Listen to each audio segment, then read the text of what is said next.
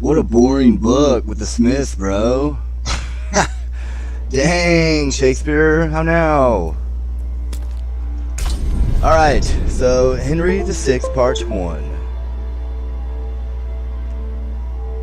Maybe one day I'll read it on my own, but I feel like as far as like books go, that's pretty boring.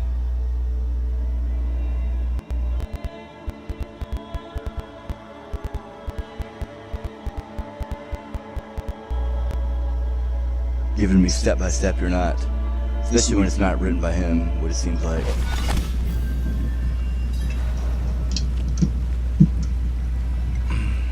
Act 4. Scene 1, Paris, a room of state. Enter King Henry, Gloucester, Exeter, York, Suffolk, Somerset, the Bishop of Winchester, Warwick, Talbot, the Governor of Paris, and others. Lord Bishop sets the crown upon his head. God save King Henry out of that name the sixth. Now, Governor of Paris, take your oath. That you elect no other king but him. Esteem none friends but such as are his friends, and none your foes but such as shall pretend malicious practices against the state. This shall ye do, so help your righteous God. Enter Sir John Fastolf. My gracious sovereign, as I rode from Calais to haste unto your coronation, a letter was delivered to my hands, writ to your grace from the Duke of Burgundy.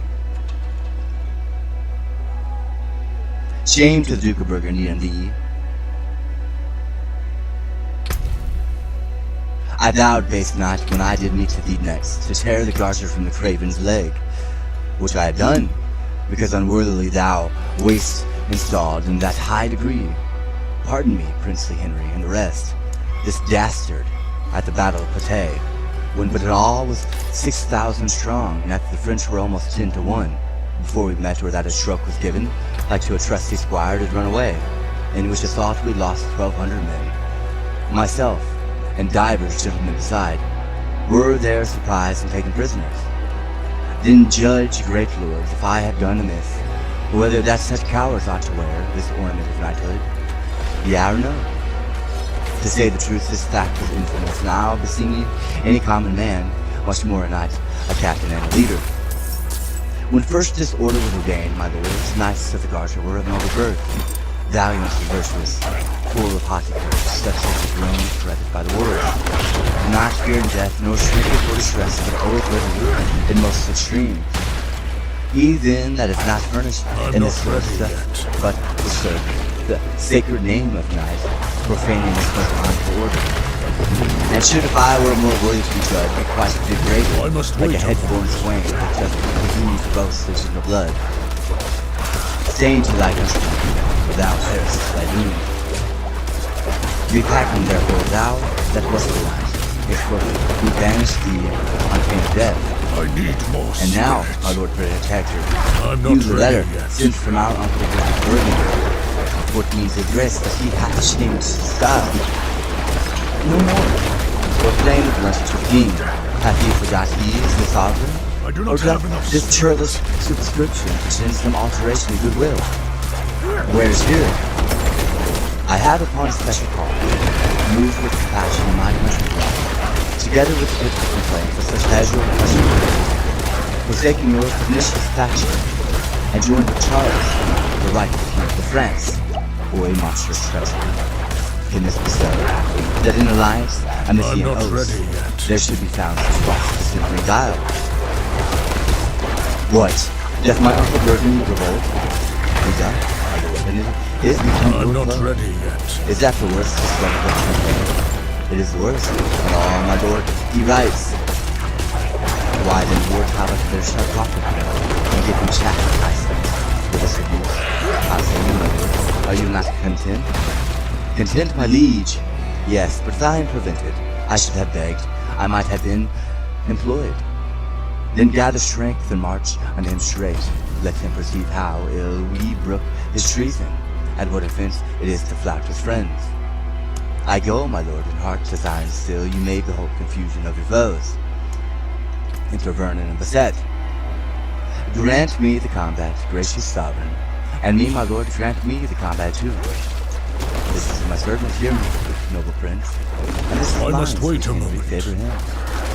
Be patient, lord, and give them leave to speak. Say, gentlemen, what makes you thus exclaim? And wherefore crave you combat, or with whom?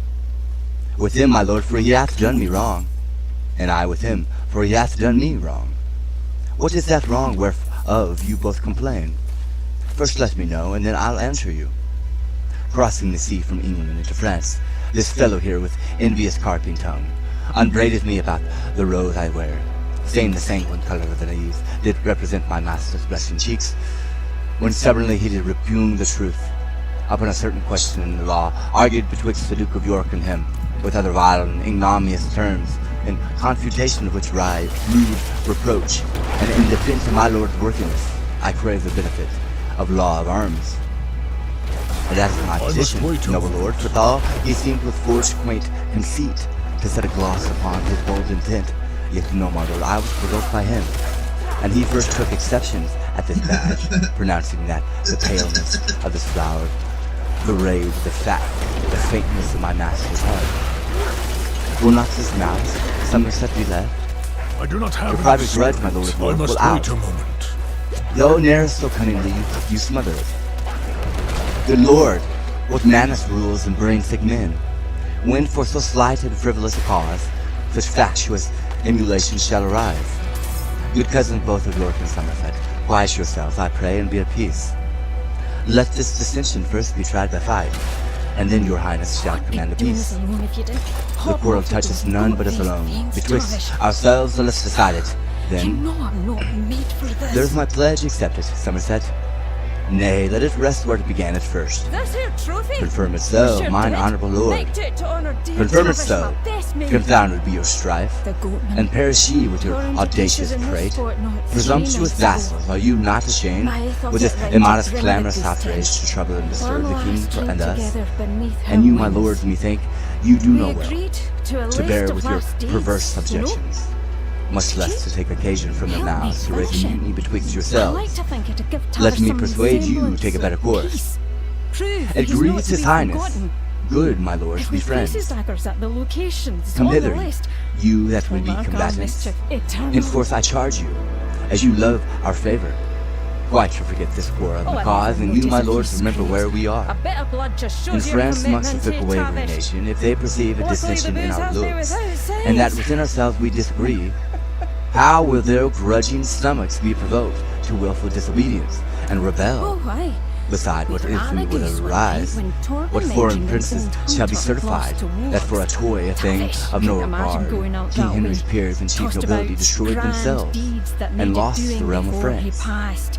Wait, So, think upon we the had conquest of a my father, contest of my tender courage, years, and let us not forget assisted by the that for a beast's trifle that finest was bought supply, with blood, and put our promises let me to be paper. umpire in this No doubtful task strife. too daring. I see no reason, if I embarrassment wear this discouraged robe, by pride. The greater that the anyone risk, should therefore the be greater the suspicious. drinks to I'm more follow. inclined to Somerset than York. Both are my kinsmen, and I love them both. As well they may upbraid me with crown, Let's get to it because then. forsooth the king of Scots is crowned, but your discretions better can persuade than I am able to instruct or teach. And therefore, as we hither come in peace, so let us still continue peace and love, because in York we institute your grace to be our regent in these parts of France. And good, my lord, the Somerset, unite your troops of horsemen with his bands of foot, and my true subjects, sons of your progenitors, go cheerfully together and digest your angry choler on your enemies. Ourself, my lord must wait a protector, moment. and the rest, after some respectful return to Calais, from thence to England, where I hope ere long to be presented by your victories, with Charles Alencion and that traitorous rout. My lord of York, I promise you, the king had pitied me far to play the orator, and so he did, but yet I like it not, in that he wears the badge of Somerset. Tush, that was his fancy, blame him not. I dare presume the sweet prince he thought him no harm, and if I wist he did, but let it rest, other affairs must now be managed. Well didst thou, Richard, to suppress thy voice? For had the passions of thy heart burst out, I fear we should have seen deciphered there more rancorous spite, more furious raging broils, than yet can be imagined or supposed. But howsoever no civil man that sees this jar and discord of nobility, this shouldering of each other in the court, this factious banding of their favourites, but that it doth presage some ill event. 'Tis much when scepters are in children's hands, but more when envy breeds unkind division. There comes the ruin, there begins confusion. Scene 2, before Bordeaux enters Talbot and his forces. Go to the gates of Bordeaux, trumpeter. Summon their general to the wall. Trumpets sound a parley, enter on the walls, the general of the French forces, and the others. English John Talbot, captain, calls you forth. Servant in arms to Harry, King of England. And thus he would, opening the city gates, be humble to us. Call my sovereign yours, and do him homage, so obedient subjects, and I'll withdraw me in my bloody power. But if you frown upon this proffered peace, you tempt the fury of my three attendants. Lean, famine, fortune, and steel, and climb of fire, who in a moment, heaving with the earth, shall lay your stately and air-breathing towers, if you forsake the offer of your oath. Though ominous and fearful owl of death, our nation's terror and their bloody scourge, the period of thy tyranny approacheth on us, thou canst not enter, but by death. For I protest, we are well fortified and strong enough to issue out and fight. If thou retire the Dauphin, well appointed, stands with the snares of war to tangle thee. On either hand thee there are squadrons pitched, to wall thee from the liberty of flight. And no way canst thou turn thee for redress, but death doth can't front thee with apparent spoil, and pale destruction meets thee in the face. 10,000 French have ta'en the sacrament, to ride their dangerous artillery upon no Christian soul but English Talbot. Lo, there thou standest, a breathing valiant man, of an invincible, unconquered spirit. This is the latest glory of thy praise, that I, thy enemy, do thee withal, for ere the glass has now begins to run. Finish the process of his sandy hour. These eyes that see thee now well colored shall see thee withered, bloody, pale, and dead. Hark, hark! The Dauphin's drum, a warning bell, sings heavy music to thy shivering soul, and mine shall ring thy dire departure out. He fables not, I hear the enemy. Out some light horsemen bruise the wings. Oi, negligent and heedless discipline. Our we parked and bounded and impaled a little herd of English timorous deer, mazed with the yelping kennel of French curs. If we be English deer, be then in blood, not rascal-like, to fall down with a pinch, but rather moody, mad, and desperate stags. Turn on the bloody hound with heads of steel, and make the cowards stand aloof at bay. Sell every man his life as dear as mine, and they shall find dear, dear of us, my friends God and Saints of earth, Talbot and England's right. Prosper our colors in this dangerous fight. Scene 3. Plains and Gascony enter Northern forces to him a message. Are not the speedy scouts returned again? That dogs the mighty arm of the Dauphin. They are returned, my lord, and give it out that he has marched to Bordeaux in his power to fight with Talbot. As he marched along, by your Espials will discover 2 mightier troops than that the Dauphin led, which joined with him and made their march for Bordeaux. A plague upon that villain Somerset, that thus delays my promised supply of horsemen that were levied for this siege. Renowned Talbot doth instruct my aid, and I am lauded by a traitor villain, and cannot help the noble cavalier. God comfort him in this necessity. If ye miscarry, farewell, wars in France. Enter Sir William Lucy. Thou princely leader of our English strength, never so needful on the earth of France, spurred to the rescue of the noble Talbot, who now is girdled with a waist of iron and hemmed about with grim destruction. To Bordeaux, warlike Duke, to Bordeaux, York. Else farewell Talbot, France, and England's honor. Oi, God, that Somerset who in proud heart doth stop like hornets, were in Talbot's place. So should we save a valiant gentleman by forfeiting a traitor and a coward? Mad ire and wrathful fury make me weep, and thus we die, while remiss traitors sleep. Oi, send some succor to the distressed lords. He dies, we lose. I break my warlike word. We mourn, France smiles, we lose, they delicate, all along of this vile traitor Somerset.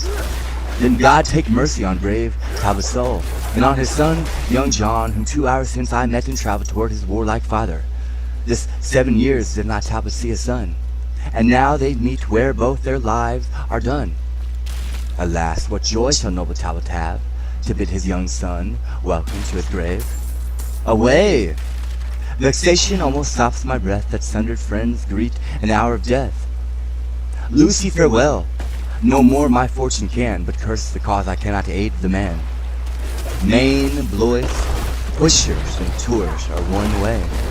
Long all of Somerset's delay. Thus while the vulture of sedition feeds in the bosom of such great commanders, sleeping neglection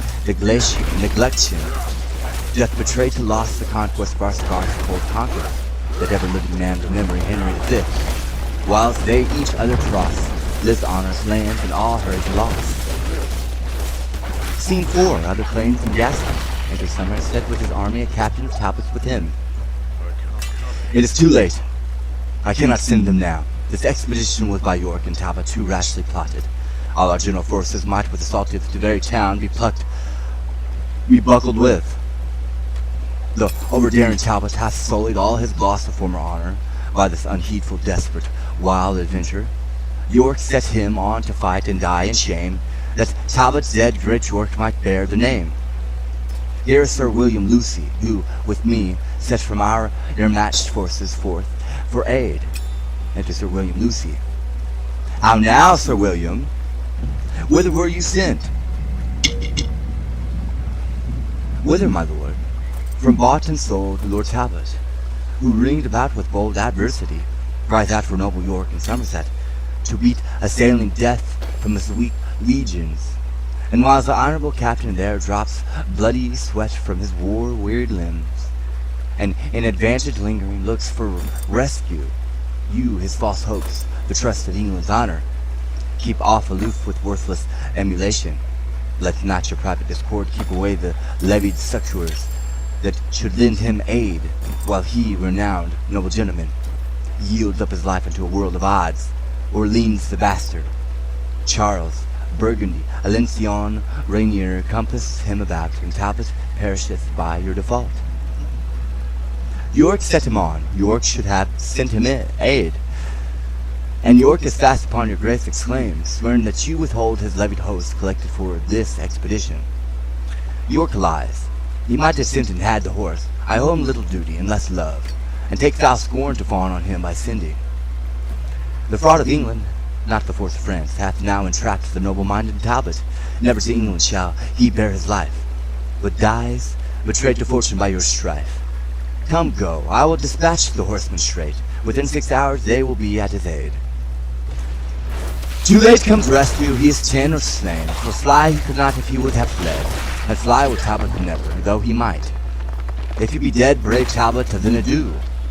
His fame lives in the world, his shame in you. Scene 5, the English camp near Bordeaux. Enter Talbot and John, his son. Young John Talbot, I did send for thee to tutor thee in stratagems of war, that Talbot's name might be in thee revived, when safe with age and weak, unable limbs should bring thy father to his drooping chair. But, malignant with ill boding stars, now thou art come to a feast of death, a terrible and unavoided danger.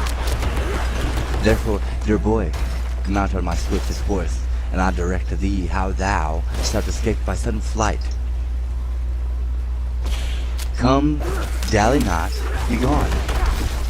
Is my name Talbot, and am I your son? And shall I fly?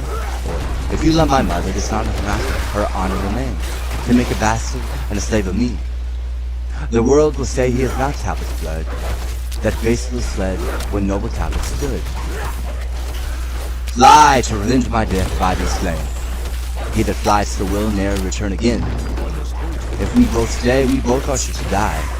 But let me stay, and father, do you fly? Your loss is great, so your regard should be. My worth unknown, no loss is known to me. Upon my death the French can live boast, and yours they will.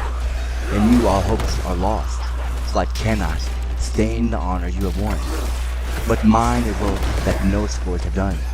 You fled for vantage, everyone will swear, but if I bow, they'll say it was for fear. There is no hope that ever I will stay. The first hour I shrink and run away. Here on my knee I beg mortality, rather than life preserved with infamy. Shall all thy mother's hopes lie in one tomb? Aye, rather than I'll shame my mother's womb. Upon my blessing I command thee go. To fight I will, but not to fly the foe. part of thy father may be saved in me. No part of him but will be shame in me. Thou never hadst renown, nor canst not lose it. Yes, your renowned name shall flight abuse it. Thy father's charge shall clear thee from your stain. You cannot witness for me being slain. If death be so apparent, then both fly. And leave my followers here to fight and die? My age was never tainted with such shame. And shall my youth be guilty of such blame? No more can I be severed from your side than you yourself in twain divide. Stay, go, do what you will, the like do I, for live I will not if my father die. Then ere I take my leave of thee, fair son, born to eclipse thy life this afternoon. Come, side by side together live and die, and soul with soul from France to heaven fly. Scene 6, field of battle. Illyrium, excursion wherein Talbot's sons, hymn to bat and Talbot rescues. St. George in victory. Fight, soldiers, fight. The regent hath with Talbot broke his sword, and left us to the rage of France his sword. Where's John Talbot? Pause and take thy breath. I gave thee life and rescued thee from death. Oi, twice, my father, twice am I thy son. The life thou gavest me first was lost and done. Till with thy warlike sword, despite of fate, to my determined time thou gavest new date. When from the Dauphin's crest thy sword struck fire, it warmed thy father's heart with proud desire of bold-faced victory. Then leaden age, quickened with youthful spleen and warlike rage, beat down Lancion, Orleans, Burgundy, and from the pride of Gallia rescued thee, the ireful bastard Orleans, that drew blood from thee, my boy, and had the maidenhood of my first fight. I soon encountered in your changing blows. I quote the shed of some of his bastard blood, and in disgrace bespoke him thus. Contaminated face and misbegotten blood I spill of thine. Mean and right poor for that pure blood of mine, which thou didst force from Talbot, my brave boy. Here, purposing the bastard to destroy, came in strong rescue. Speak, thy father's care, art thou not weary, John? How dost thou fare? Wilt thou yet leave the battle, boy, and fly, now thou art sealed the son of chivalry? Fly to revenge my death when I am dead. The help of one stands me in little stead. Wait, too much folly, is it? Well, I wot, to hazard all our lives in one small boat. If I today die not with Richard's rage, tomorrow I shall die with mingled age. By me they nothing gain, and if I stay, 'tis but the shortening of my life one day. In thee thy mother dies, our household's name, my death's revenge, thy youth and England's fame. All these and more we hazard by the stay, all these are saved if thou wilt fly away. The sword of Orleans hath not made me smart. These words of yours draw lifeblood from my heart. On that advantage bought with such a shame, to save a paltry life and slay bright fame. Before young Talbot from old Talbot fly, the coward horse that bears me fall and die, and like me to that peasant boys of France, to be shame scorn the subject of this chance. Surely by all the glory you have won, and if I fly, I am not Talbot's son. Then talk no more of flight, it is no boot. His son to Talbot, die at Talbot's foot. Then follow thou thy desperate sire's truth. Thou Icarus, thy life to me is sweet, if thou wilt fight. Fight by thy father's side, and commendal prove, let's die in pride. Scene 7. Another part of the field. Illyrium excursions, enter old Talbot wounded, led by servant. Where's my other life? Mine own is gone. Boy, where's young Talbot? Where's valiant John? Triumphant death, smeared in captivity. Young Talbot's valor makes me smile at thee, when he perceives me shrink, and on my knee his bloody sword he brandished over me, and like a hungry lion he commits rough deeds of rage and stern impatience. But when my angry guardian stood alone, tendering my ruin, and assailed her gun, dizzy-eyed, fury and great rage of heart suddenly made him from my side to start in the clustering battle of the French. And in that sea of blood my boy did drench his over-mountain spirit, and there died my Icarus, my blossom and his pride. Enter soldiers bearing the body of young Talbot. Oi, my dear lord, lo, where your son is born, thou antique death which laughest us here to scorn, anon from thy insulting tyranny, coupled in bonds of perpetuity. Two Talbots wing through the liver sky, and thy despite shall escape mortality. Oi, thou whose wounds become hard-favored death, speak to thy father ere thou yield thy breath. Brave death by speaking wherever he will or no. Imagine him, Frenchman, and thy foe. For boy, he smiles and thinks, as who should say, had death been French, then death had died today. Come, come, and lay him in his father's arms. My spirit can no longer bear these harms. Soldiers adieu, I have what I would have. Now my old arms are young John Talbot's grave. Alarum, exuberant soldiers and servants, leaving the two bodies, enter Charles Valenciennes, Burgundy, and the bastard of Orleans, Joan La Pucelle and forces. Had York and Somerset brought rescue in, we should have fought a bloody day of this. How the young whelp of Talbot's raging wood did flesh his puny sword in Frenchman's blood. Once I encountered him, and thus I said, thou maiden youth, me thank which I have made. But with a proud, majestical, high scorn, he answered thus, young Talbot was not born to be the pillage of a giglet wench. So, rushing the bows of the French, he left me proudly as unworthy fight. Doubtless he would have made a noble knight. See where he lies, enhearsed in the arms of the most bloody nurser of his arms. Hew them to pieces, hack their bones asunder, whose life was England's glory, Gallia's wonder. Wait, no, forbear for that which we have fled during the life, let us not wrong it dead. Enter Sir William Lucy, attend a French herald proceeding. Herald, conduct me to the Dauphin's tent, to know who hath attained the glory of the day. On what submissive message art thou sent? Submission, Dauphin, 'tis a mere French word. We English warriors wot not what it means. I come to know what prisoners thou hast ta'en, and to survey the bodies of the dead. For prisoners ask thou, hell our prison is. But tell me whom thou seekest. Where is the great outsides of the field, valiant Lord Talbot, Earl of Shrewsbury, created for his rare success in arms, great Earl of Waterford in valiance, Lord Talbot of Goodrig, the Urchinfield, Lord Strange of Blackmare, Lord Verdun of Alton, Lord Cromwell the Wingfield, Lord Furnivall of Sheffield, the thrice victorious Lord of Falconbridge, Knight of the Noble Order of St. George, worthy St. Michael and the Golden Fleece, great Marshal of Henry VI, of all his wars within the realm of France. Here is a silly stately style indeed. The Turk that 52 kingdoms hath writes not so tedious a style as this. Him that thou magnifiest with all these titles, stinging and fly-blown, lies here at our feet. Is Talbot slain, the Frenchman's own scourge, your kinsman's terrible black nemesis? Wait, for mine eyeballs into bullets turned, that I in rage must shoot them at your faces. Wait, that I could but call these dead to life? It were enough to fright the realm of France.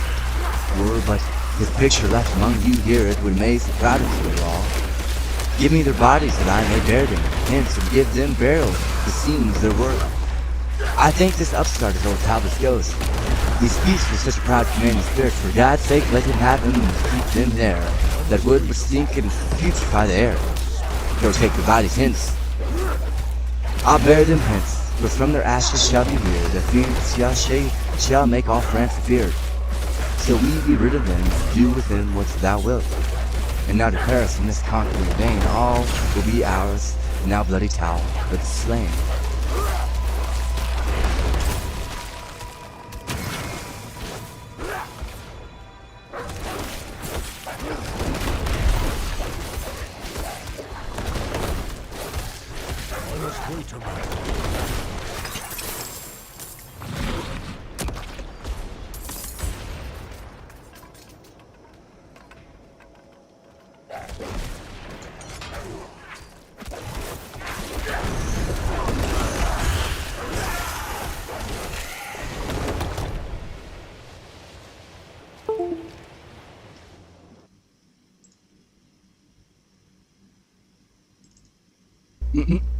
How now?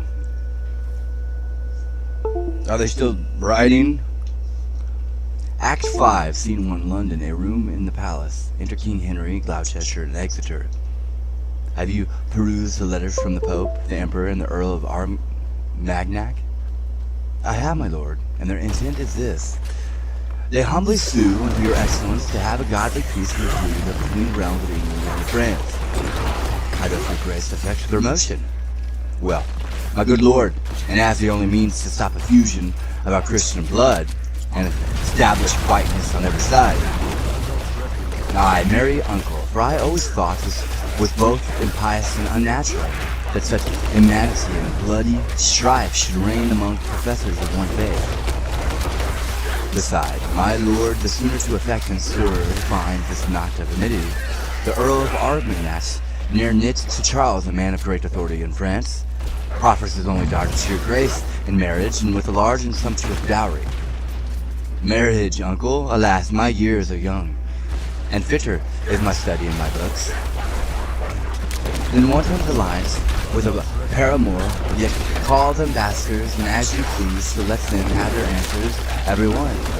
I shall be well content with any choice, since to God the glory and my country weal.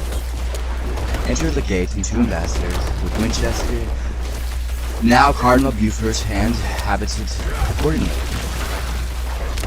What, is my lord of Winchester installed, and called into a cardinal's degree? Then I perceived that it will be verified Henry V did sometime prophesy, if once he came to be a cardinal, he'll make his cap co-equal with his crown. My lord's ambassadors, your several suits have been considered and debated on. Your purpose is both good and reasonable, and therefore are we certainly resolved to draw conditions of a friendly peace, which by my lord of Winchester we mean shall be transported presently to France.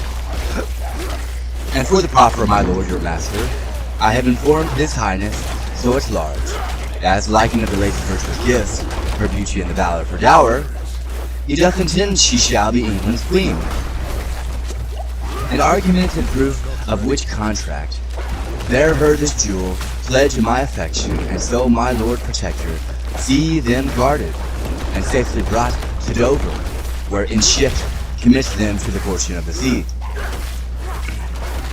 Stay, my lord of the gates, you shall first receive the sum of money which I promised should be delivered to his holiness, for clothing me in these grave ornaments. I will attend upon your lordship's leisure. Now, Winchester will not submit, I trow, or be inferior to the proudest peer. Humphrey Gloucester, thou shalt well perceive that neither in birth or for authority the bishop will be overborne by thee. I'll either make thee stoop and bend thy knee, or sack this country with a mutiny. Scene 2, France, Plains, in Anjou. Enter Charles, Burgundy, Alencon, Joan La Pucille, and forces marching. These news, my lord, may cheer out drooping spirits. 'Tis said the stout Parisians do revolt, and turn again to the warlike French. Then march to Paris, royal Charles of France, and keep not back the powers into the galleons. Peace be amongst them if they turn to us, else ruin combat with their palaces. Enter a scout. Success into our valiant general, and happiness into his accomplices. What tidings send our scouts? I prithee speak. The English army, that divided us in 2 parties, is now conjoined in one, and means to give you battle presently. Somewhat too sudden, sirs, the warning is, but we will presently provide for them. I trust the ghost of Talbot is not there. Now is he gone, my lord, you need not fear. Of all base passion, fear is most accursed. Command the conquest, Charles, it shall be thine. Let hinders fret and all the world repine. Then on, my lords, and France be fortunate. Scene 3, France before Angers. Alarum, excursion with Joan La Puce. The regent conquers, and the Frenchmen fly. Now help me charming spells and periods, and choice spirits that admonish me, and give me signs of future accidents. You speedy helpers, there are substitutes under the lordly monarch of the north. Appear and aid me in this enterprise. Enter fiends. The speedy and quick appearance argues proof of your accustomed diligence to me. Now, ye familiar spirits that are cold out of the powerful regions under earth, help me this once, that France may get the field. Wait, hold me not with silence overlong, where I was wont to feed you with my blood. I'll lop a member off and give it you in earnest of a feather benefit. So you can condescend to help me now. No hope to have redress? My body shall pay recompense if you will grant my suit. Cannot my body nor blood sacrifice, entreat you to your wanted furtherance? And take my soul, my body, soul, and all, before that England give for French before it. See, they forsake me. Now the time is come, that France must veil her lofty queenly crest, and let her head fall in England's lap. My ancient incantations are too weak, and held too strong for me to buckle with. Now, France, thy glory droopeth to the dust. There enter French and English fighting. Joan le Pucelle and Door fight hand to hand. Joan le Pucelle's taken, the French fly. Damsel France, I think I have you fast. Unchain your spirits now with spelling charm, and try if they can gain your liberty. A goodly prize, good for devil's grace. See how the ugly witch doth bend her brows, as if with tears she would change my shape. Change to a worthy shape thou canst not be. We, Charles adopting the proper man. No shape of his can please your dainty eye. A plaguing mischief like on Charles and me. And may ye both be suddenly surprised by bloody hands who sleeping on your beds. Bell-banging hag, enchantress, hold thy tongue. I prithee, give me leave to curse a lie. Curse miscreant when thou comest to the stake. Enters the folk with Margaret in his hand. Eat what thou wilt, thou art my prisoner. Wait, fairest beauty, do not fear nor fly. For I will touch thee, but with reverent hands I kiss thee fingers for eternal peace, and lay them gently on thy tender side. What art thou? Say what I may honor thee.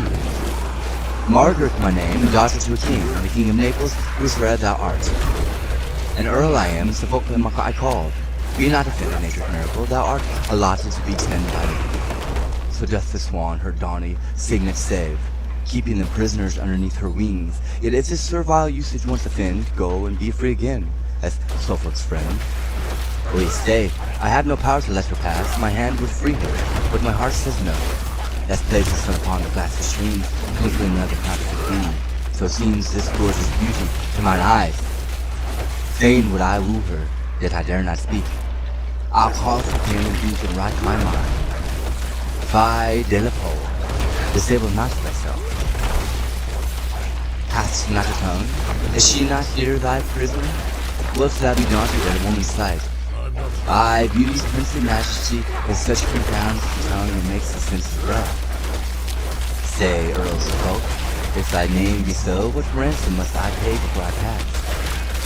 For I perceive I am thy prey. How canst thou tell she will deny thy suit? Before thou make a trial of her love? Why speakest thou not? What ransom must I pay? She's beautiful and therefore to be wooed. She is a woman, therefore to be won. Wilt thou accept of ransom? Yea or no? Fond man, remember that thou hast a wife. Then how can Margaret be thy paramour?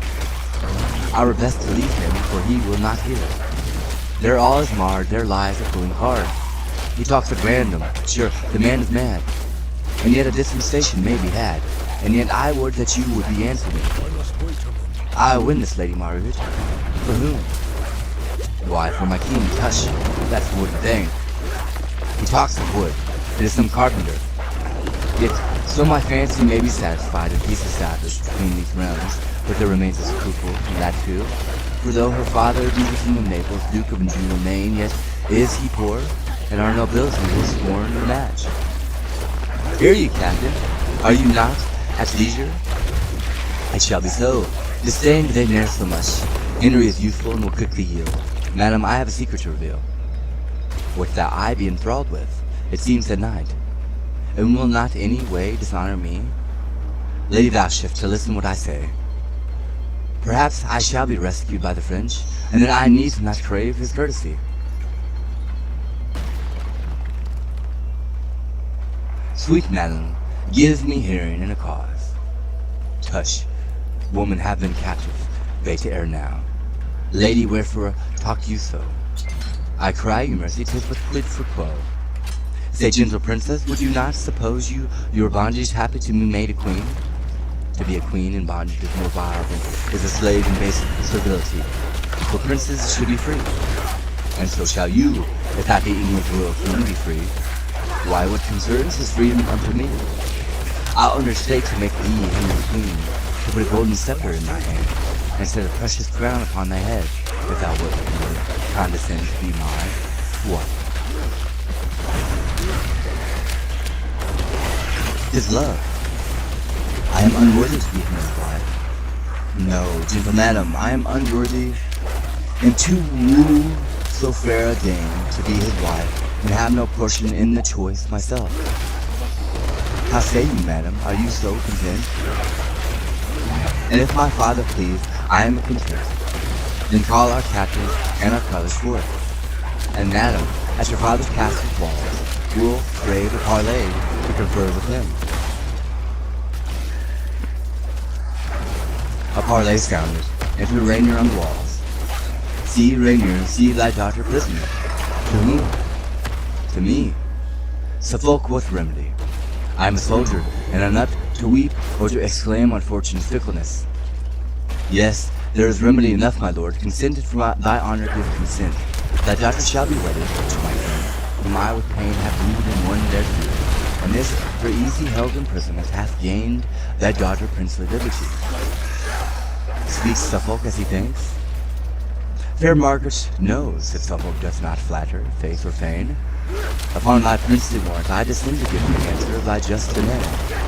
And here I will expect thy nothing. Trumpet sound into Rainier below. Welcome, brave Earl, into our territories. Command in and do what your honor pleases. Thanks, Rainier, happy for so sweet a child, fit to be made companion with a king. What answer makes your grace into my suit?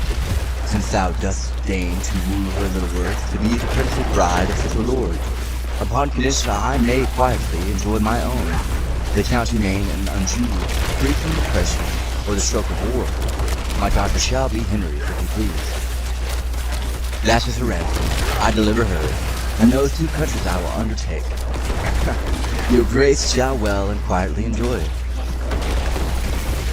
And I again, Henry's royal name, as deputy unto that gracious king, give thee her hand, the sign of plighted faith. Rainier of France, I give thee kingly thanks, because this is entrusted with the king. And yet methinks I could be well content to be mine own attorney in this case. I'll over them to England with the news, and make this marriage to be solemnized. So farewell, Rainier. Let this diamond safe in Holman palaces ever come. Had you embraced me as I would embrace the Christian prince, King Henry, were he were here. Farewell, my lord. His wishes, praise, and prayers shall Suffolk never have me, Margaret. Farewell, sweet madam, but hark you, Margaret, no princely commendation to my king. Such commendations as become a maid, a virgin, and a servant stayed him. Words sweetly placed and modestly directed. But madam, I must trouble you again. No loving token to his majesty. Yes, my good lord, a pure, unspotted heart. Never yet taint with love I sinned the king. And this withal, that for thyself I will not so presume to send such peevish tokens to a king. Wait, wert thou for myself? But Suffolk stay, thou mayst not wander in that labyrinth. There minotaurs and ugly treasons lurk. Solicit Henry with her wondrous praise. Bethink thee on her virtues that surmount and natural graces that extinguish art. Repeat their semblance often on the seas, that when thou comest to kneel at Henry's feet, thou mayst bereave him of his writs with wonder.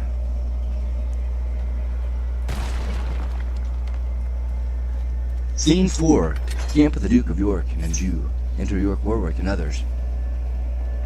Bring forth that sorceress, condemned to burn. Edgar Joan Lapuce, guarded and a shepherd. Ah, Joan, This kills thy father's heart outright. Have I sought every country far and near, and now it is my chance to find thee out. Must I behold thy timeless cruel death? Ah, Joan, sweet daughter Joan, I'll die with thee. Discrepant miser, base ignoble wretch, I am descendant of a gentler blood. Thou art no father nor no friend of mine. Out, out. My lords, and please you, 'tis not so. I did beget her, all the parish knows. Her mother liveth yet, can testify she was the first fruit of my bachelorship. Graceless, wilt thou deny thy parentage? This argues what her kind of life hath been, wicked and vile, and so her death concludes. Fie, Joan, that thou wilt be so obstacle. God knows thou art a callop of my flesh, and for thy sake have I shed many a tear. Deny me not, I prithee, gentle Joan. Peasant avaunt, you have suborned this man, of purpose to obscure my noble birth. 'Tis true, I gave a noble to the priest, the morn that I was wedded to her mother. Kneel down and take my blessing, good my girl. Wilt thou not stoop? Now cursed be the time of thy nativity.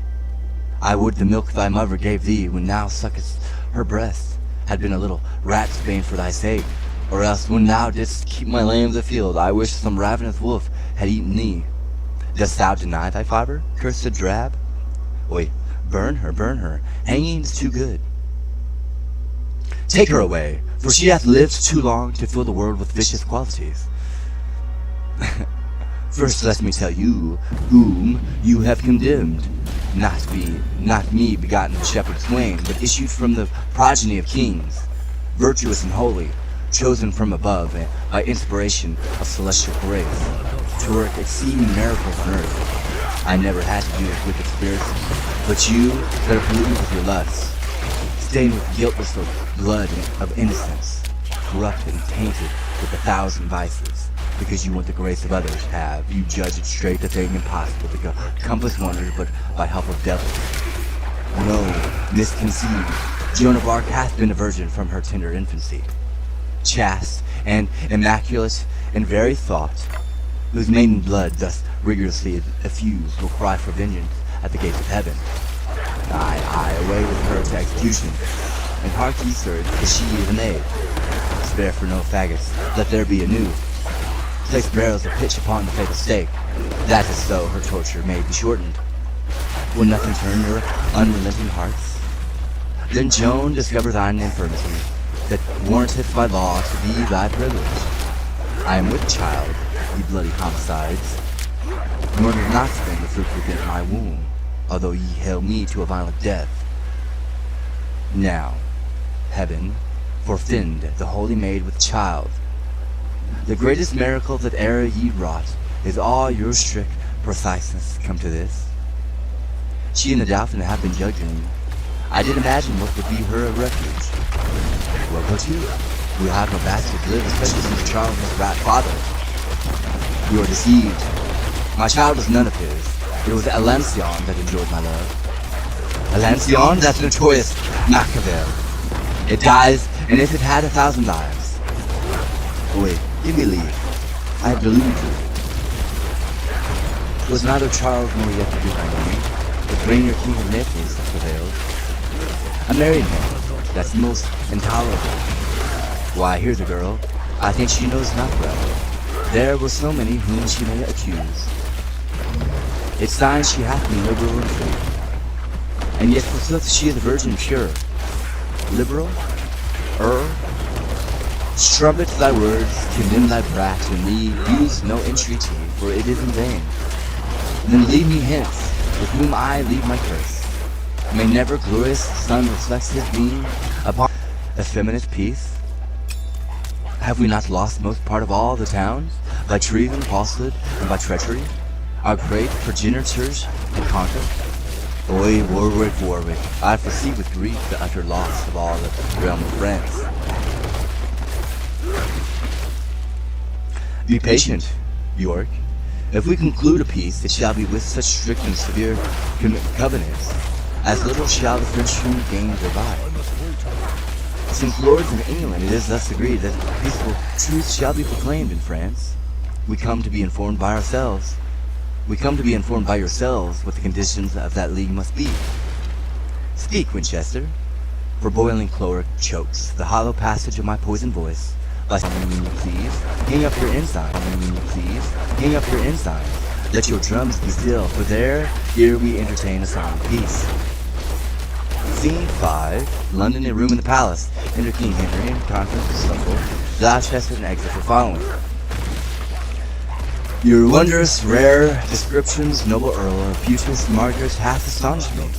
Her virtues graced with external gifts do breed love's settled passions in my heart, and like us, rigor of tempestuous gust provokes the mightiest hulk against the tide.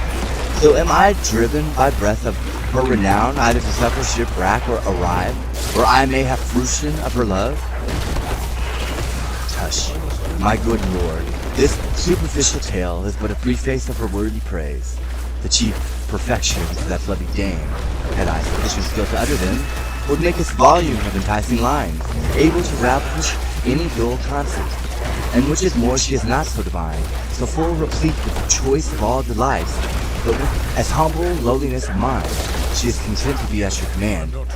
Command, I mean, a virtuous, chaste, intense, to love and honor Henry as her lord. And otherwise will Henry ne'er presume. Therefore, my Lord Projector, give consent that Margaret may be England's royal queen. So should I give consent to flatter sin, you know, my lord, your highness is betrothed unto another lady of esteem.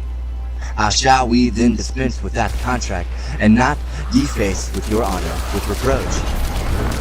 As doth a ruler with unlawful oaths, or one that, at a triumph of having thou to try his strength, forsaketh yet the list by reason of his adversary's odds. The poor earl's daughter is of equal odds, and therefore may be broke without offense. With what I pray, is Margaret more than that? Her father is no better than the earl, although in glory title he excelled. Yes, my good lord, her father is the king of Naples, and Jerusalem, and of such great authority in France, as his alliance will confirm our peace, and keep the Frenchmen in allegiance.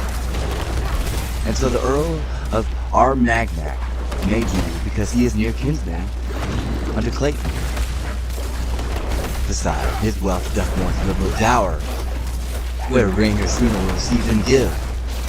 A dower, my lords, disgrace not so the king, that he should be so abject, base and coarse, choose for wealth and not for the perfect love.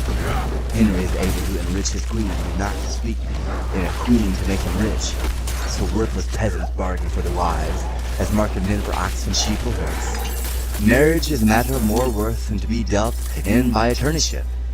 Not whom we will, but whom his grace affects, must be companion of this nuptial bed. And therefore, Lord, since he affects her most, it most of all these reasons findeth us. In our opinions, she should be preferred. For what is wedlock force but a hell and age of discord and continual strife? Whereas the contrary bringeth bliss, and is a pattern of celestial peace. Whom should we match with Henry, being a king? But Margaret, that is a daughter to the king, her peerless feature joined with her birth, proves her fit for none for a king. Her valiant courage and undaunted spirit, more than in woman commonly is seen, will answer our hope in issue of a king. For Henry's son into a conqueror is likely to beget more conquerors. If with lady is so sly resolve, this fair Margaret, he be linked in love. Then yield, my lords, and here conclude with me, that Margaret shall be queen, and not but she. Whether it be through force of your report, my noble lord of Suffolk, or for that my tender youth was never yet attained with any passion of inflaming love, I cannot tell. But this I am assured, I feel such sharp dissension in my breast, such fierce allurements both of hope and fear, as I am sick of working on my thoughts. Take therefore shipping, post my lord to France. Agree to my covenants, and procure that Lady Margaret do vouchsafe to come, to cross the seas to England, and be crowned King Henry's faithful and anointed queen. For your expenses in sufficient charge among the people gathered at the tent. Begone, I say, until you do return I rest perplexed with 1,000 cares. And you, good uncle, banish all offense if you do censure me by what you were, not what you are. I know it will excuse the sudden execution of my will, and so conduct me, where from my company I may revolve and ruminate my grief. Aye, grief I fear me both at first and last. Thus Suffolk hath rebelled, and thus he goes, as did the youthful Paris once to Greece, with hope to find the like event in love, but prospered better than the Trojan did. Margaret. You Thus said the Lord, thus hast broken the yokes of wood, but thou shalt make for them yokes of iron. For thus said the Lord of hosts, the God of Israel, I have put a yoke of iron upon the neck of all these nations, that they may serve Nebuchadnezzar king of Babylon, and they shall serve him. And I have given him the beasts of the field also. Then said the prophet Jeremiah unto Hananiah the prophet, Hear now, Hananiah, the Lord hath not sent thee, but thou makest this people to trust in a lie. Therefore thus saith the Lord, Behold, I will cast thee from off the face of the earth. This year thou shalt die, because thou hast taught rebellion against the Lord. So Hananiah the prophet died the same year in the 7th month.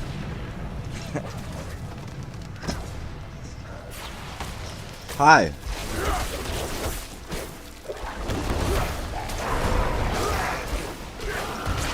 So, okay, moving on. The Quran, chapter 26, Ash, Shu'ara, Kasin, Mim. These are the verses of the clear book. Perhaps you, O prophet, will grieve yourself to death over this disbelief.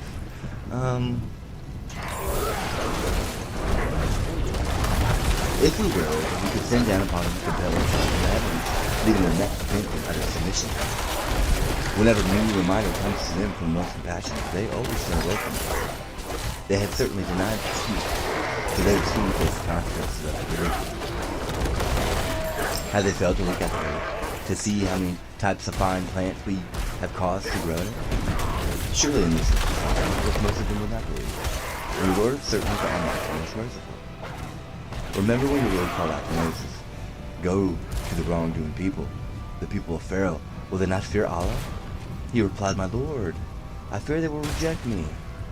And so my heart will be broken and my tongue will be tied. So send Aaron along as a messenger. Also, they have a charge against me, so I fear they may kill me. Allah responded, Certainly not. So go both of you. With our signs, we will be with you, listening. Go to Pharaoh and say, We are messengers from the Lord of all worlds, commanded to say, Let the children of Israel go with us. Pharaoh protested, Do we not raise you among us as children, and you stayed several years of your life in our care? Then you did what you did, being utterly ungrateful. Moses replied, I did it then, lacking guidance. This is awkward So I because you're fled not from the you owner when of I this feared property. you. Then my Lord granted me wisdom How and many made me one times of do the I have to messengers. tell you to How stop can that be a jumping favor of in? what you remind me? Stop It was only because plagiarizing. you have enslaved the children of Israel. Pharaoh asked, And what is the Lord of all worlds? Moses replied, He is the Lord of the heaven and the earth and everything in between. If only you had sure faith. How now? Pharaoh said to those around him, Did you hear what he said? Moses added, He is your Lord and your Lord of your forefathers. Why is it so Pharaoh said difficult? mockingly, Your messenger who has been sent to you must... Stop harassing Moses me! responded, He is the Lord of the east and west and everything in between. If only you had any sense. Pharaoh threatened, If you take any other god besides me, I will certainly have you imprisoned. Moses responded, Even if I bring you a clear proof? Pharaoh demanded, Bring it then, if what you say is true. So he threw down his staff, and behold, it became a real snake. How now?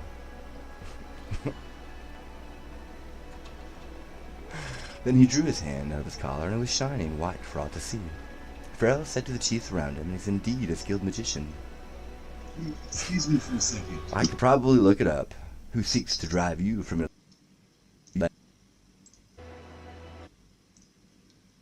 And by his magic, so what do you propose?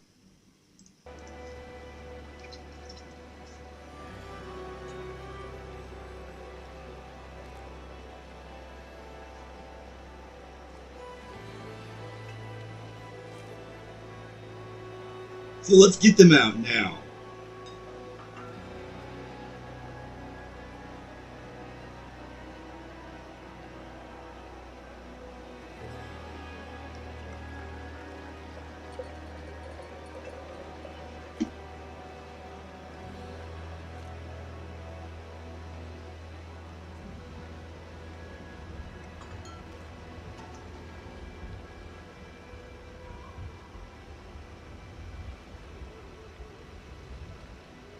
Again, you're not the owner of this.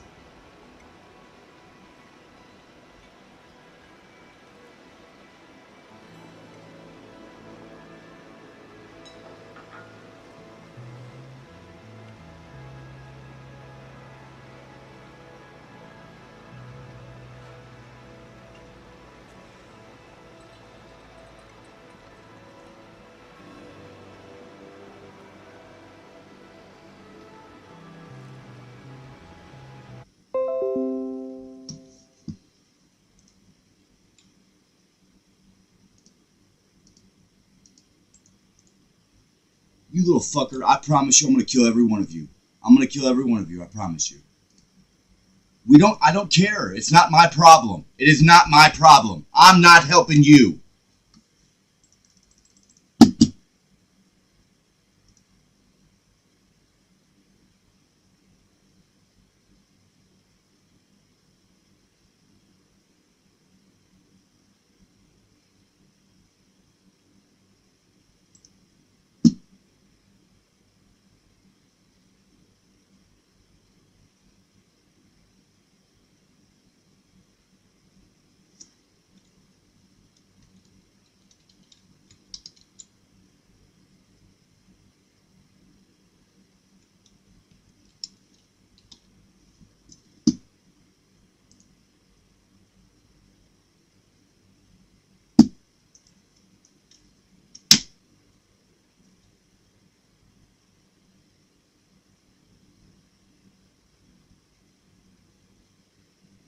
No, I haven't achieved my goal until you're dead in the street.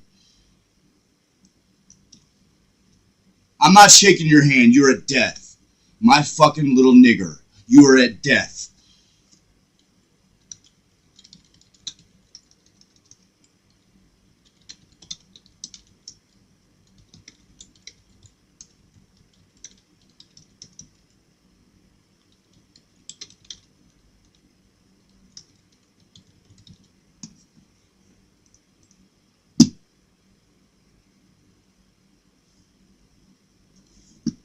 Little nigger!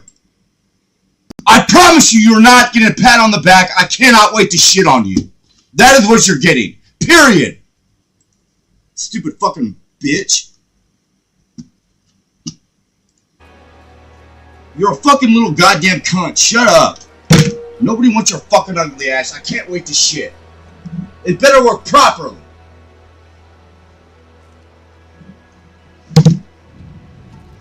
But we can go back to the old ways. I can just take shits. Period. Fucking goddamn retard. No, he isn't. And yes, you are. I will certainly cut off your hands and feet on opposite sides and crucify you all. You stupid sack of shit. Some evil genius here. You're cartoonishly evil. China, I promise you I will nuke you. That would be no harm. Surely I'm not kidding at all. I'm not dealing with no goddamn fucking little cunt sitting on the other goddamn side. So we are at all. I am not arguing at all. I promise you I do not care. I'm not putting up with your shit at all. And said these outcasts are just a handful of people trying to keep me awake, you fucking retard. We are all on the alert. So we lured the tyrants out of their gardens, springs, treasures, and splendid residences. So it was. My dude, I'm getting more angry here. And so they pursued. I'm getting more angry here. I am getting more angry here. I am getting more angry, you goddamn fucking retard. Moses. I'm getting more angry. Reassured.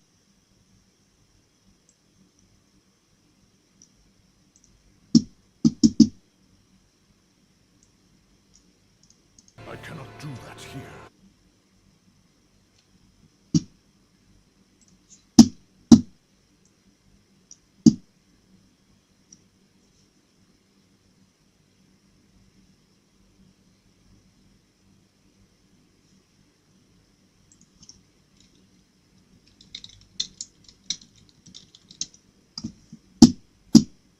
No, I'm really not, and you're going to jail for it, and yes, you are going to pay those goddamn taxes, you fucking little bitch. I cannot wait to put my dick in it! I cannot wait! No, I'm not going to stop screaming until you're dead in the street. No, I'm not kidding.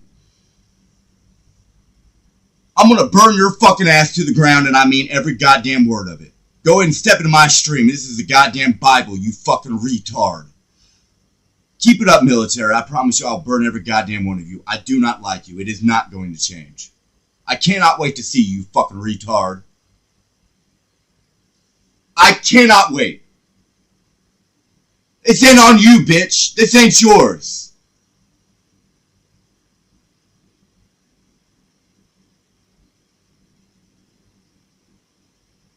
I'm sure it is, retard!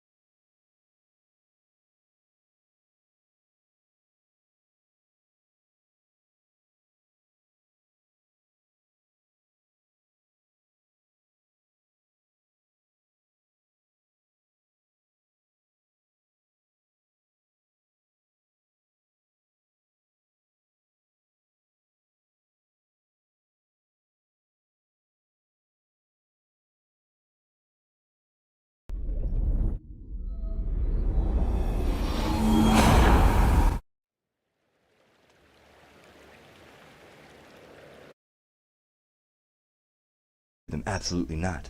My Lord is certainly with me. He will guide me. So he inspired Moses. Strike the sea with your staff, and the sea will split. Each part was like a huge mountain. We drew the pursuers to that place, and delivered Moses and those with him all together. Then we drowned the others.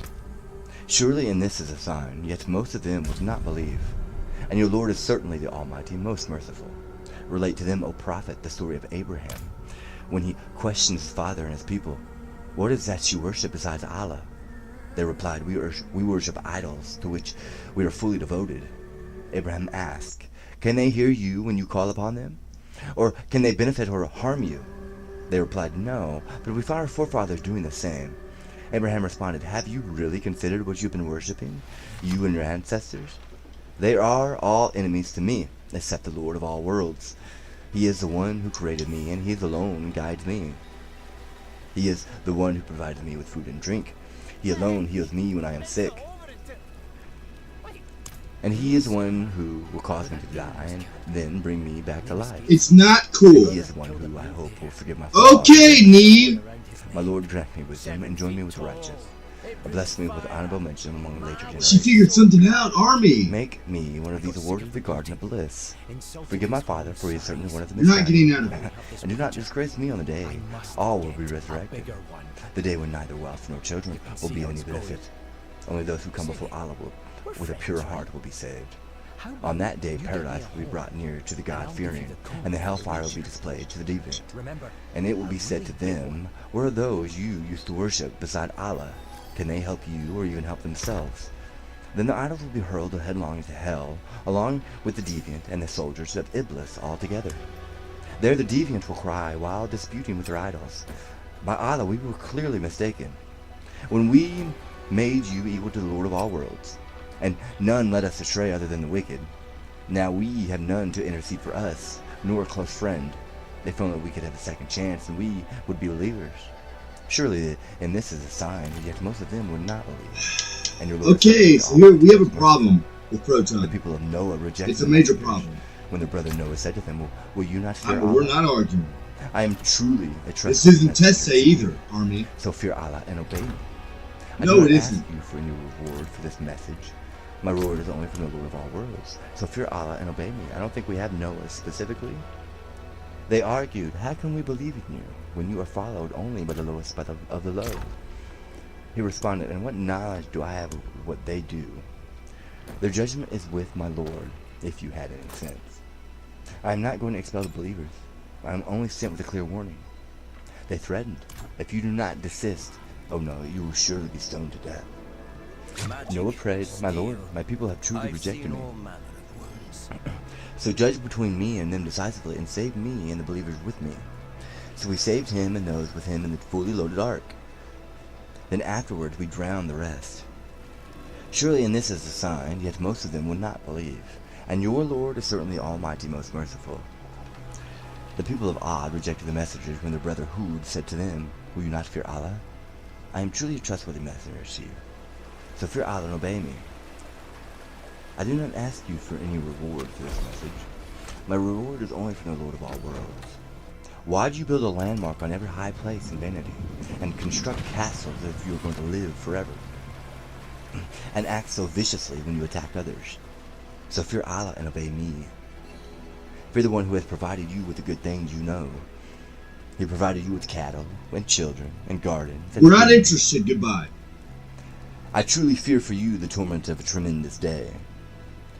They responded, it is all the same to us. Army, you're not getting out of it. This is simply the tradition of our predecessors. I don't know what else to tell you. You're not getting out They will of it. never be punished. So they rejected him, and so we destroyed them. Keep Surely barking. this is You're the not sign, getting out of it. Yet most of them would not believe. And your Lord is certainly the Almighty. I cannot wait.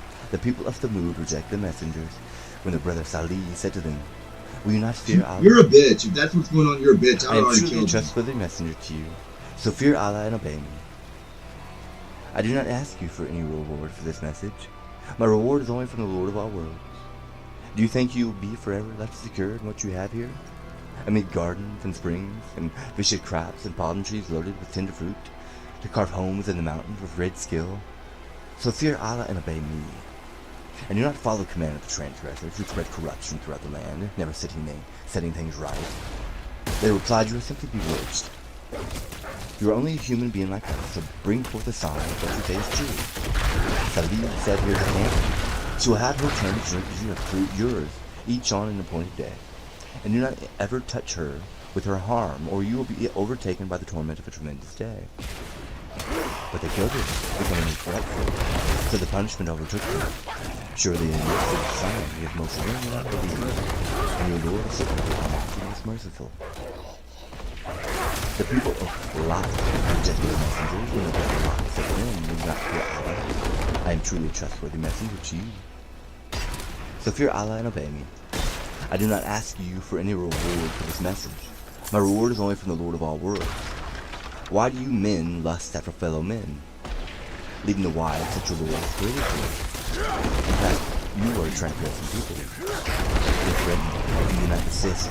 O Lot, you will surely be expelled. Lot responded, I am truly one of those who follow your shameful practice. My Lord, save me and my family from the consequences of what they do. So he saved him and all his family, except an old woman, who was one of the doomed. Then we utterly destroyed the rest, pouring upon them the rain of brimstone. How evil was the reign of those who had been warned. Surely in this is a sign.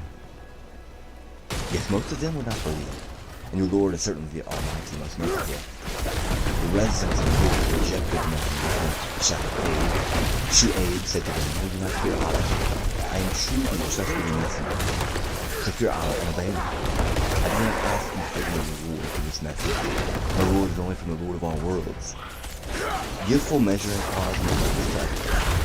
Weigh and even out, and do not defraud people. Or go without spending for extreme life.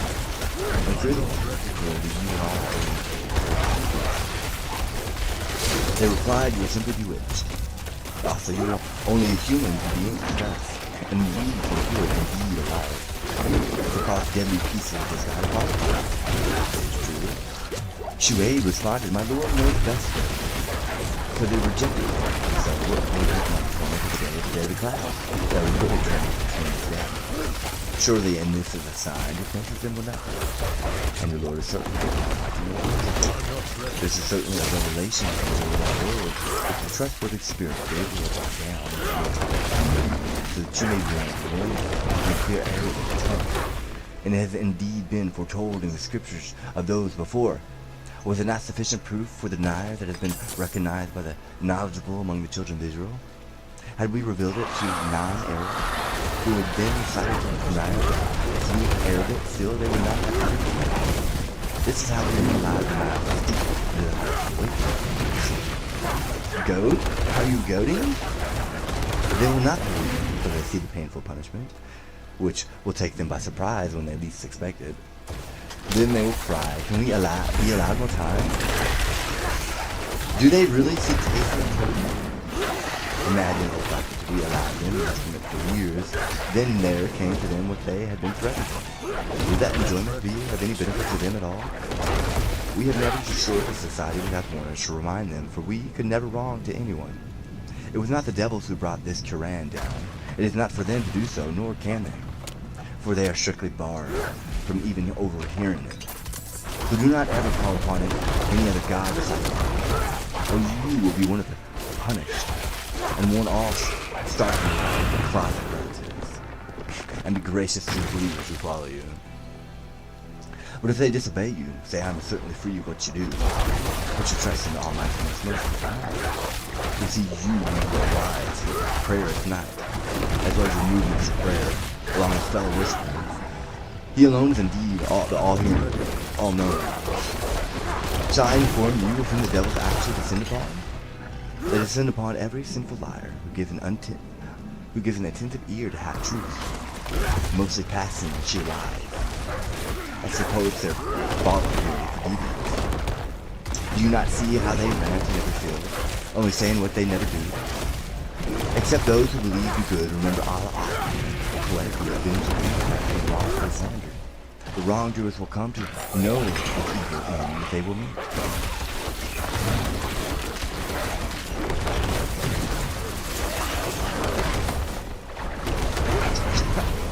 Yeah, because I've read it. No.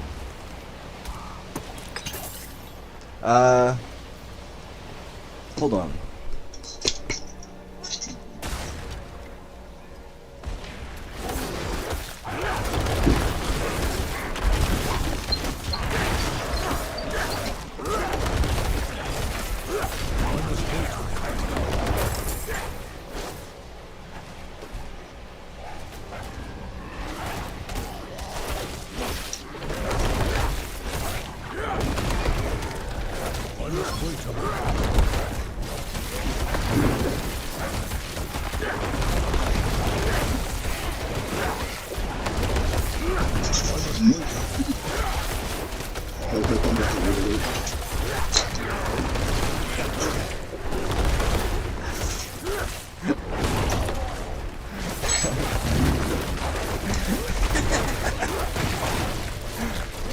If only John Jay knew. If only knew about Coco. Alright, Jeremiah 29, chapter 29. I don't need this, like, futuristic bullshit. That's the problem I'm having here. Art, what's up with this? It's not cool. Sounds like you have problems. That's what it sounds like. Like you jumped ahead and had that saran wrap wrapped around whatever it is.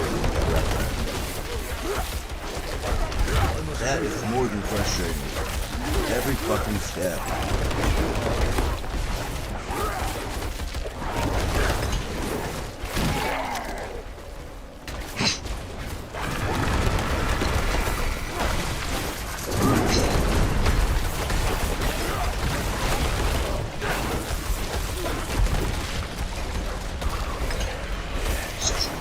Jeremiah chapter 20. Now these are the words of the letter that Jeremiah the prophet from Jerusalem unto the residue of the elders who were carried away captive, unto the priests and the prophets, and to all the people who were carried away captive from Jerusalem to Babylon. You can feel the last.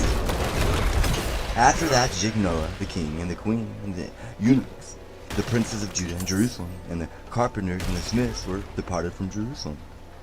By the hand of Elsa, the son of Shaphan, and Gemariah, the son of Hilkiah, whom Zedekiah, king of Judah, sent unto Babylon, to Nebuchadnezzar, king of Babylon, saying, Thus saith the Lord of hosts, the God of Israel, unto all that are carried away captives, whom I have caused to be carried away from Jerusalem unto Babylon. Build ye houses and dwellings, and plant gardens, and eat fruit of them. Take ye wives, and beget sons and daughters, and take wives for your sons, and give your daughters to husbands, that they may bear sons and daughters, that ye may be increased there, and not diminished. And seek the peace of the city whither I have caused you to be carried away captives, and pray unto the Lord for it. For in the peace thereof shall ye have peace. For thus saith the Lord of hosts, and the God of Israel, Let not your prophets and your diviners that be in the midst of you deceive you, neither hearken to your dreams which ye cause to be dreamed. For they prophesy falsely unto you in my name. I have not sent them, said the Lord. For thus saith the Lord, that after 70 years be accomplished at Babylon, I will visit you, and perform my good word toward you, in causing you to return to this place. For I know the thoughts that I think toward you, saith the Lord, thoughts of peace and not of evil, to give you an expected end. Then shall ye call upon me, and ye shall go and pray unto me, and I will hearken unto you. And ye shall seek me and find me, when ye shall search for me with all your heart. And I will be found of you, said the Lord, and I will turn away your captivity, and I will gather you from all the nations, and from all the places whither I have driven you, said the Lord. And I will bring you again into the place whence I caused you to be carried away captive. Because ye have said, The Lord hath raised us up prophets in Babylon. Know that thus said the Lord the King, that sitteth upon the throne of David, and of all the people that dwell in this city, and of our brethren that are none gone forth with you in captivity. Thus said the Lord of hosts, Behold, I will send upon them the sword, the famine, and the pestilence, and will make them like wild figs. They cannot be eaten, they are so evil. And I will persecute them with the sword, with the famine, with the pestilence, and I will deliver them to be removed to all the kingdoms of the earth, to be a curse, and an astonishment, and a hissing, and a reproach among all the nations whither I have driven them. Because they have not hearkened to my words, said the Lord, for I sent unto them by my servants the prophets, rising up early and sending them, but you would not hear, said the Lord. Hear ye therefore the word of the Lord, all ye of the captivity, whom I have sent from Jerusalem to Babylon. Thus said the Lord of hosts, the God of Israel, of Ahab the son of Kaliah, and of Zedekiah the son of Messiah, which prophesy a lie unto you in my name. Behold, I will deliver them into the hand of Nebuchadnezzar king of Babylon, and he shall slay them before your eyes. And of them shall be taken up a curse by all the captivity of Judah which are in Babylon, saying, The Lord make thee like Zedekiah and like Ahab, whom the king of Babylon roasted in the fire, because they have committed villainy in Israel, and have committed adultery with their neighbors' wives, and have spoken lying words in my name, which I have not commanded them. Even I know, and am a witness, said the Lord. Thus shalt thou also speak to Shemaiah and Nehelamite, saying, Thus speaketh the Lord of hosts, the God of Israel, saying, Because thou hast sent letters in thy name into all people that are at Jerusalem, and into Zephaniah the son of Messiah the priest, and to all the priests, saying, The Lord hath made thee priest in the seed of Jehoiada the priest, that ye should be officers in the house of the Lord, for every man that is mad, and maketh himself a prophet, that thou shouldst put him in prison and in the stocks. Now therefore why hast thou not reproved Jeremiah of Anathoth, which maketh himself a prophet to you? For therefore he is sent unto us in Babylon, saying, This captivity is long. Build ye houses, and dwell in them, and plant gardens, and eat the fruit of them. And Zephaniah the priest read this letter in the ears of Jeremiah the prophet. Then came the word of the Lord unto Jeremiah, saying, Send to all them of the captivity, saying, Thus said the Lord concerning Shemaiah the Nephilimite, because that Shemaiah hath prophesied unto you, and I sent him not, and he caused you to trust in a lie. Therefore thus said the Lord, Behold, I will punish Shemaiah the Nephilimite and his seed. He shall not have a man to dwell among his people, neither shall he behold the good that I will do for my people, said the Lord, because he hath taught rebellion against the Lord.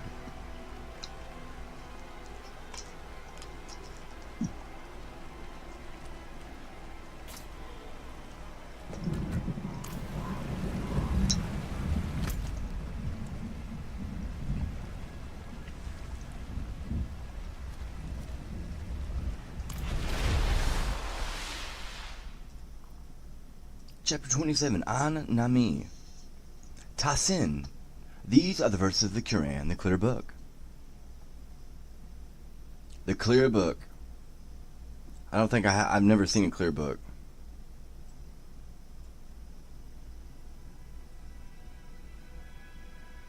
No, okay, so no would be the hieroglyphs.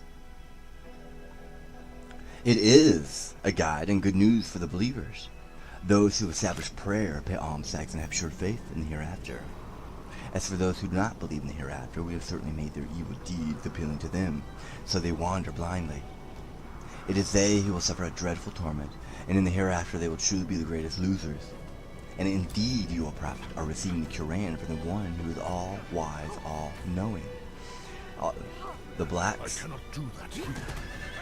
Remember when Moses said to the family, I have spotted a fire. I will either bring you some direction from there or a burning torch so you may warm yourselves. But when he came to it, he was called by Allah. Blessed is the one at the fire and whoever is around it. Glory be to Allah, the Lord of all worlds. O Moses, it is truly. I am Allah, the Almighty, All-Wise. Now, throw down your staff. But when he saw it slithering like a snake, he ran away without looking back.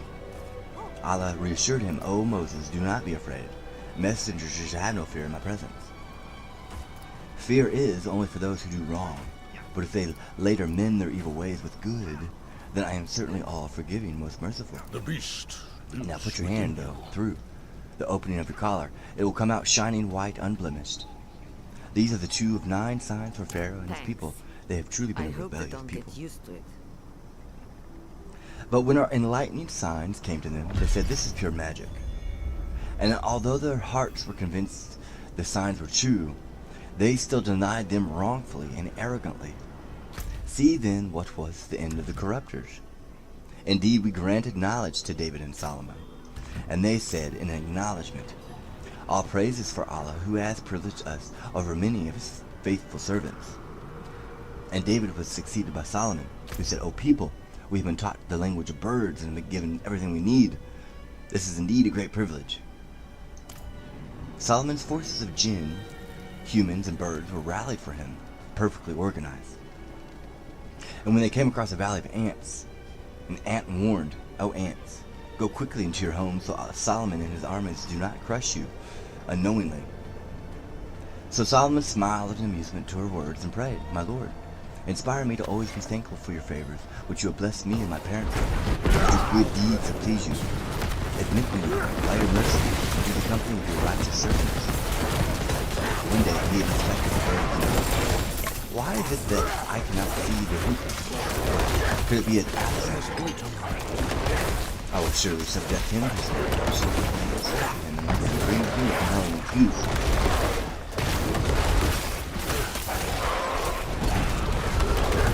It was not long before the bird came and said, "I have found out something you do not know. I have just come to you from Sheba with sure news. Indeed, I found a woman ruling over them who has been given everything she needs and who is magnificent forever. I found her and her people prostrating to the sun and said, 'Allah, for Satan has made the deed free hindering them from the light away and leaving them alive. So they do not prostrate, who brings forth what is hidden in the heavens and earth, and who knows what you all conceal and what you reveal. He is Allah. There is no God worthy of worship but the Lord of the mighty throne.'" Solomon said, "We will see whether you are telling the truth or lies. Go with this letter of mine and deliver it to them. Then stand aside and see how they will respond."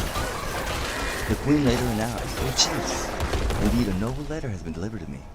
It is from Solomon, and he reads, 'In the name of Allah, the most compassionate, most merciful. Do not be arrogant with me, but come to me fully submitted to Allah.'" She said, "O chiefs, advise me in this matter of mine, for I would never make any decision without you."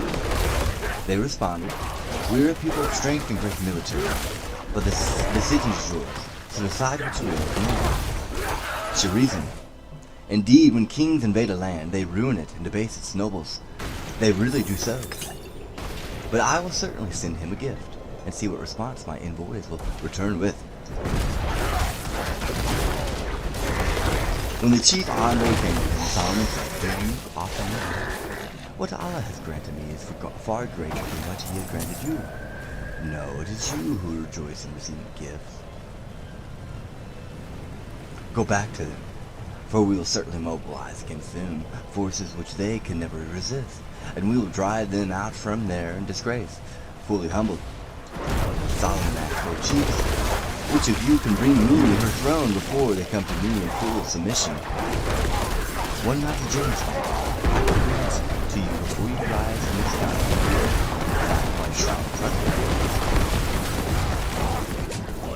But the one who acknowledges said, "I can bring it to you when you do not." So when Solomon sought the place, he exclaimed, "This is by the grace of my Lord, test me whether I am grateful to you. And whoever is grateful, it is only through their own good. Whoever is ungrateful, surely my Lord is self-sufficient and more generous."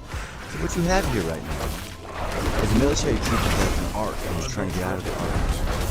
And they're sitting on a base nobody has access to, and nobody has access to them. Access. You are not listening. This is not a special case. You are ruining it for everybody. You're trouble. Get off the base.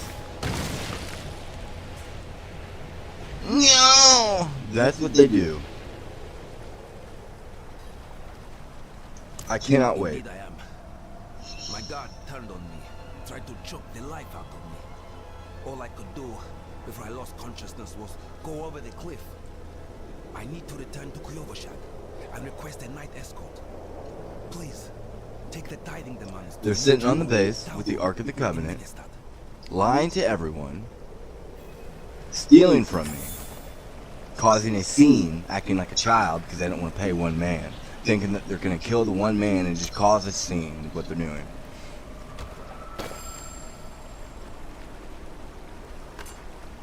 Some senile old man.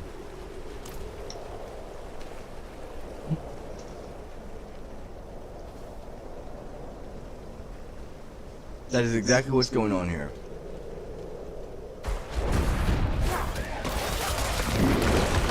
has to do with the plastic here. That's why you stopped taking the plastic at the recycling center.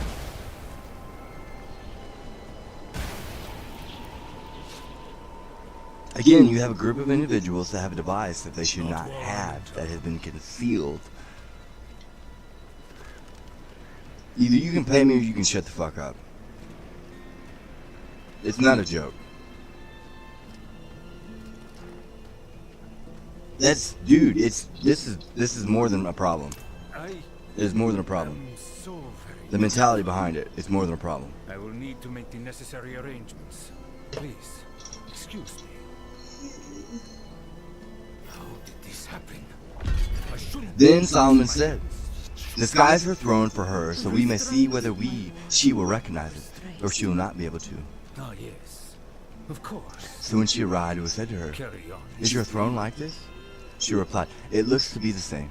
We have already received knowledge of Solomon's prophethood before this miracle, and have submitted to Allah." But she had been hindered by what she used to worship instead of Allah, for she was indeed from a disbelieving people. Next time some cutpurse picks my pocket. Then she was told, "Enter the palace." But when she saw the hall, she thought it was a bloody body of water. So she bared her legs. Then she was told, "Enter the palace." But when she saw the hall, she thought it was a body of water, so she barred her legs. Solomon said, "It is just a palace paved with crystal." At last she declared, "My lord, I have certainly wronged my soul. Now I fully submit myself along with Solomon to Allah, the Lord of all worlds."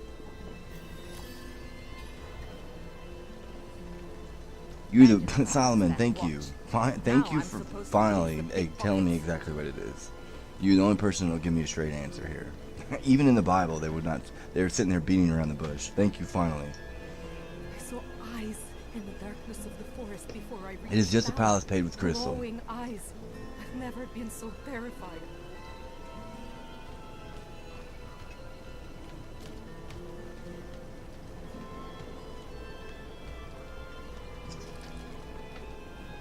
How does that work?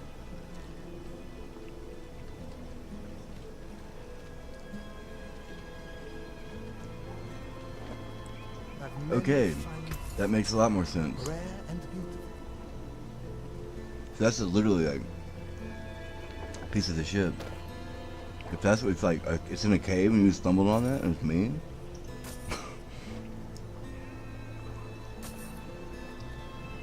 It's natural. Very good.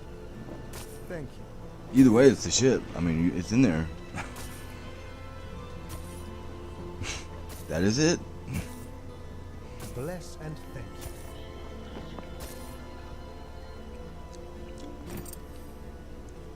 you. It probably has to do with Earth. So the ship would be the sun, A fine and so that therefore Earth would be a form of the ship.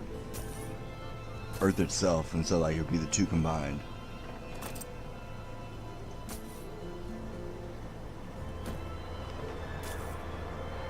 bless and thank you. And I would assume each planet has it. Has like a little section of it. But the ship would be separate from the planet. So that makes a lot more sense.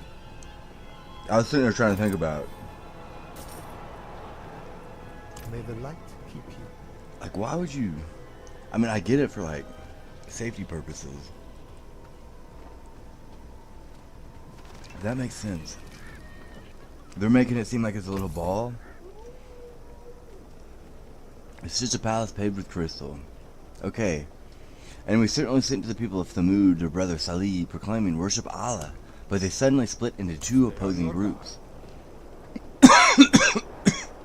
I got furs, skins. He urged the disbelieving group, "Oh, my people, why do you seek to hasten the torment rather than grace? If only you sought Allah's forgiveness, so you may be shown mercy." They replied, "You and your followers are a bad omen for us." He responded, "Your omens are destined by Allah. In fact, you are only a people being tested." And there were in the city 9 elite men who spread corruption in the land, never doing what is right. They vowed, "Let us swear by Allah that we will take him and his family down by night. Then we will certainly say to his closest heirs, 'We did not witness the murder of his family. We are definitely telling the truth.' And so they made a plan, but we too made a plan, while they were unaware. So then, what the consequences of their plan were, we utterly destroyed them and their people altogether. So their homes are there, but completely ruined because of their wrongdoing. Surely, and this is a lesson for people of knowledge. And we delivered those who were faithful and were mindful of Allah. And remember Lot when we rebuked the men of his people. Do you commit that shameful deed while you can see one another?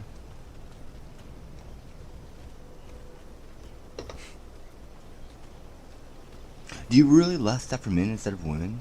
In fact, you are only a people acting ignorantly. But his people only respond to say, expel Lot's followers from your land. They are a people who wish to remain chaste. So we delivered him and his family, except his wife. We had destined her to be one of the ruined. And we poured upon them in the rain of brimstone. How evil is the rain of those who have been warned. Say, O prophet, praise be to Allah and peace be upon the servants he has chosen. Ask the disbelievers, which is better, Allah or whatever God they associate with them. Or ask him, who created the heavens and the earth, and sends down rain for you from the sky, by which we cause the delightful gardens to grow. You could never cause their trees to grow. Was it another God besides Allah? Absolutely not. But they are Allah. Or ask them, who made the earth a place of settlement, caused rivers to flow through it, placed firm mountains upon it, and set a barrier between fresh and salt bodies of water? Was it another God besides Allah? Absolutely not, but most of them do not know. Or ask them, who responds to the distress of affliction, and who makes their successors in the earth? Is it another God besides Allah?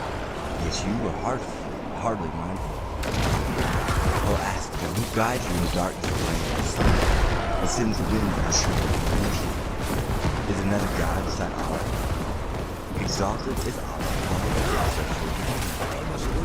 Or ask him, who originates creation, then resurrected, and gives you provisions from the heaven and earth?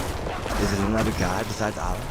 Say, O prophet, show me your proof of what you say is true. Say, O prophet, none in heaven and earth have the unseen Allah, nor do they know when they will be resurrected. No.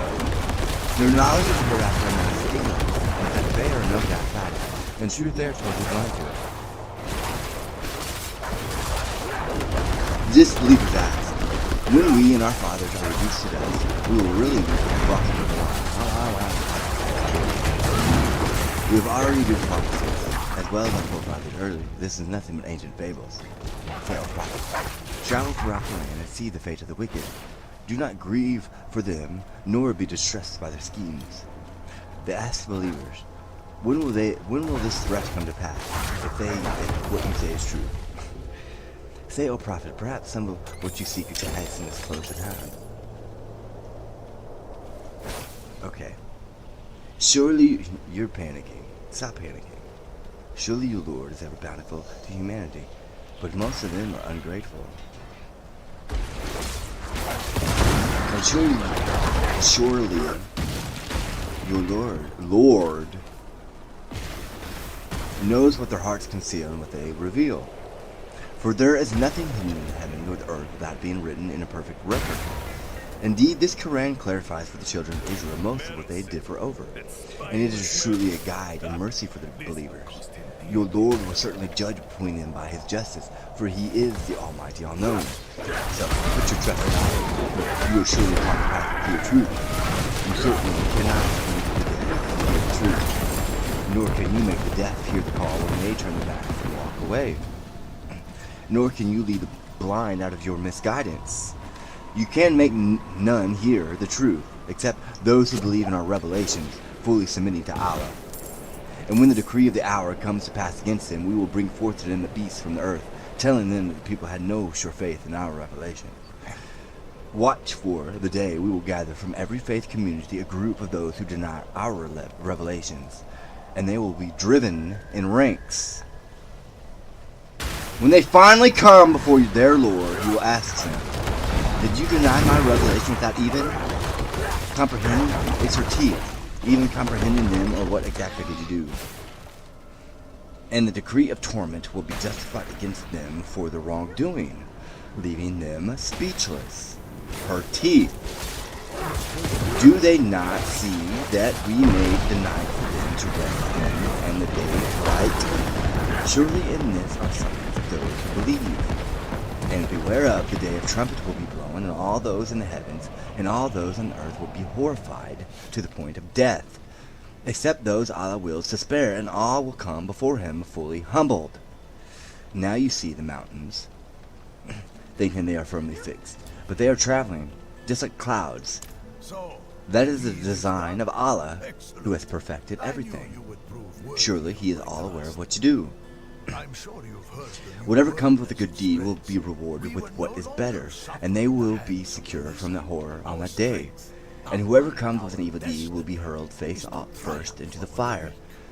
Are you rewarded, except for what you used to do? Say, O Prophet, I have only been commanded to worship the Lord of this city of Mecca, who has made it sacred, and to him belongs everything. And I am commanded to be one of those who will fully submit it to him, and to recite the Quran. Then whoever chooses to be guided, it is only for their own good. But whoever chooses to stray, say, O Prophet, I am only a warner. And say, all praises for Allah. He will show you his signs, and you will recognize them, and your Lord is never unaware of what you do. You little